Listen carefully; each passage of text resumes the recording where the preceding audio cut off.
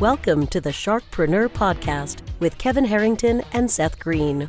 Kevin Harrington is the inventor of the infomercial, one of the original sharks from the hit TV show Shark Tank, and has generated over $5 billion in TV and digital direct response sales.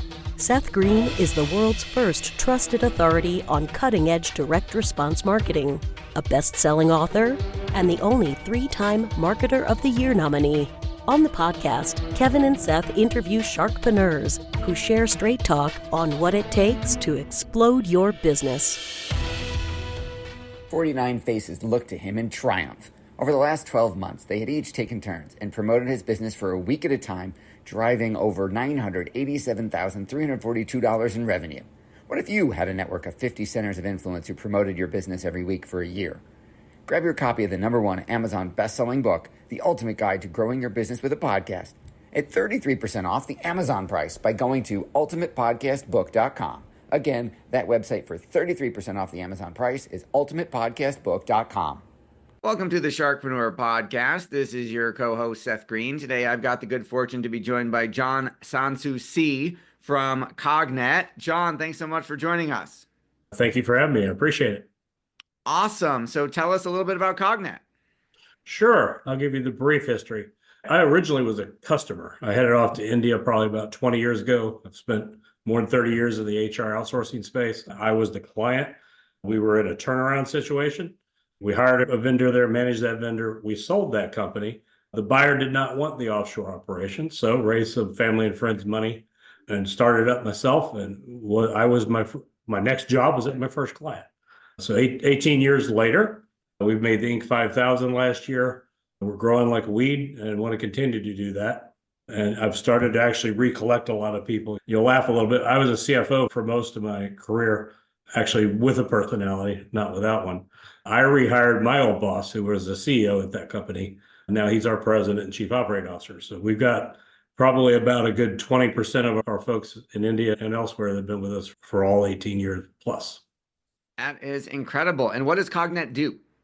We are an outsourcer for the HR outsourcing space, if you will.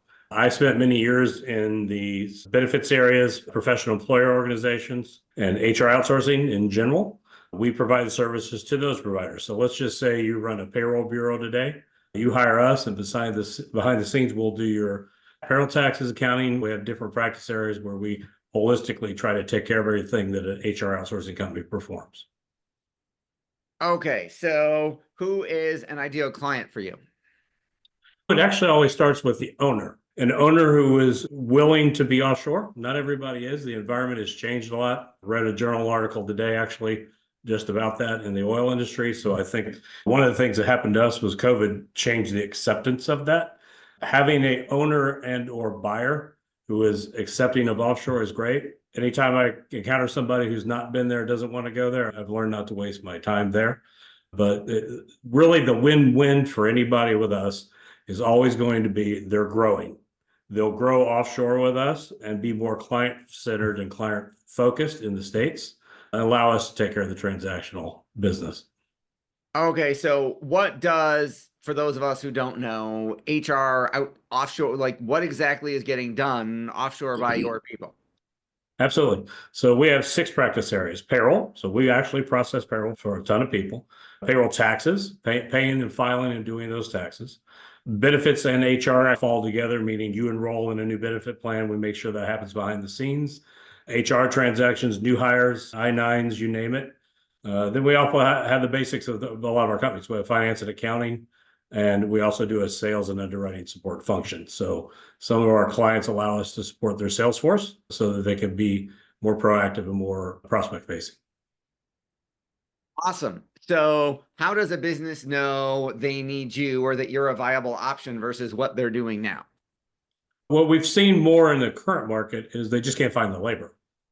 This is and I'm interested in learning from you as well. This is a complex product. I spent years in the booth at shows.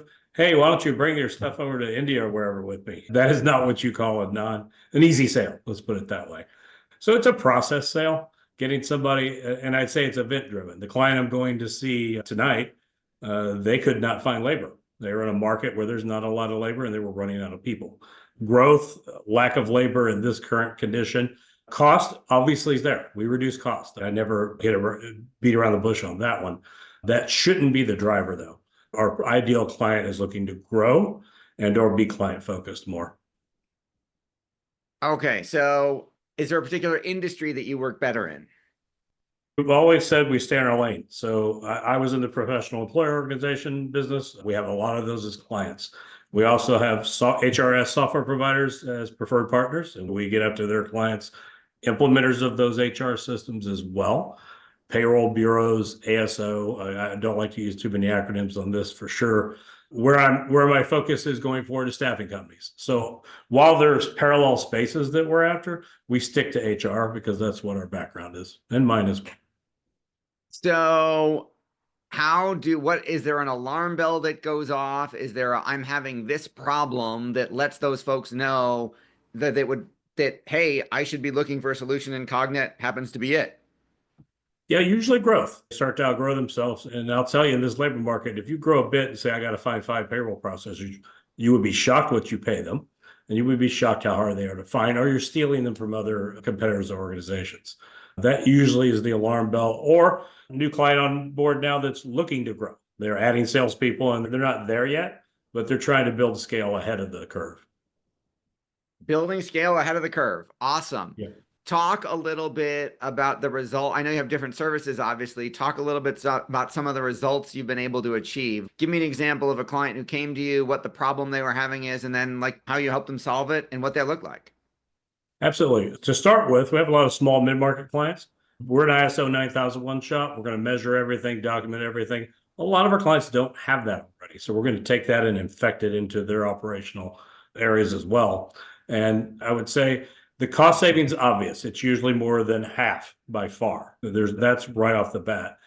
Our ability to hire 10 people very quickly, get them trained, get them into production, and get them, let's say, processing payroll, that's our secret sauce, if you will. Doing that here, believe it or not, takes longer. Finding labor and getting them in a seat and keeping them in that seat. The dynamic of India with its education system and the locations we're in that tend to have more accounting and engineering folks, I can spool up a team very quickly. The quicker we do that, the better we get at that, the better off we're going to be in the future. That makes a lot of sense. So what does that look like in terms of an example of, hey, this staffing company had this issue and we solved it and got them a 32% increase or decrease savings or whatever it is? Absolutely. I can give you one that I just had to deal with this morning. So I know that this is a shock. California is a little bit harder to do business in. Believe it or not, in these very complex HR systems, there's a calculation for regular rate of pay that doesn't actually happen very well in there. We are able to get 15 folks up real quick to take care of 2 of their largest clients, make sure that before they pull the trigger on payroll, the rates are correct in the system because the client's not in compliance. Basically, I put together 15 folks to solve that problem at a third of the cost that they could possibly do. We did it in 30 days. That's absolutely incredible. You talk about extended office as a service. What does that mean? Our founder and one of my business partners in India came up with that one time, and we're like that. We want people to think of that. You're hiring your next employee. They just work for me. You're extending your office through me internationally. We want the client to always think, hey, this is your team member. It's dedicated to your team. They work for you. You're their account. Whether they're W-2, 1099, or outsourced, don't worry about that. We want them to be part of the team on your end. So is that almost like parallel to the concept of employee leasing through a BEO or something? Similar, but offshore and flat price, no taxes, no this, no that. I was in that business a long time, so I understand it all too well. You see a parallel space, EOR or employer record services. I'd say it's more down that line. The difference is they all work for me. They're all in my building. They all follow our security protocols. We completely control the environment in which they do the work, and realize we're always doing the work on our client systems. We're not in the software business. We don't want to tell our clients that their systems they've chosen carefully are not the ones they need. We will operate within their bounds as predicted and are provided by the client. Awesome. And you recently made the Inc. list of fastest growing privately held companies, as we did as well. What do you think was one of the biggest factors in your growth? One big one, and I'll just be honest, was I quit my other job, scarily enough, during COVID and said, okay, I need to go do this full time, period. That's not always easy. I think in your past, you've probably been in that same position. But just having that attention to it, the market changed, the acceptance of what we do changed very quickly. As people emerged from COVID, they came to us looking for us versus the opposite. After 18 years, I'd say we're in the right place at the right time. Now we're trying to take that and say, great. And in that term, we've gone from 67 employees to over 500. So Wow. the growth on the back end is also very challenging and very interesting to support that. I would tell you we're probably looking at doubling again in the next 12 months. Those are bringing new challenges from my position. They're quite interesting and entertaining as well. Well, how do you manage for that type of growth? We've got some great folks offshore. I'll tell you what we did. We have our old group of people that have been with us 18 years.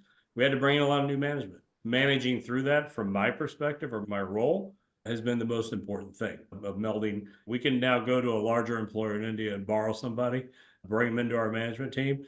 That cultural fit is a huge part of that growth. It's a volume game in India. You can find kids out of school.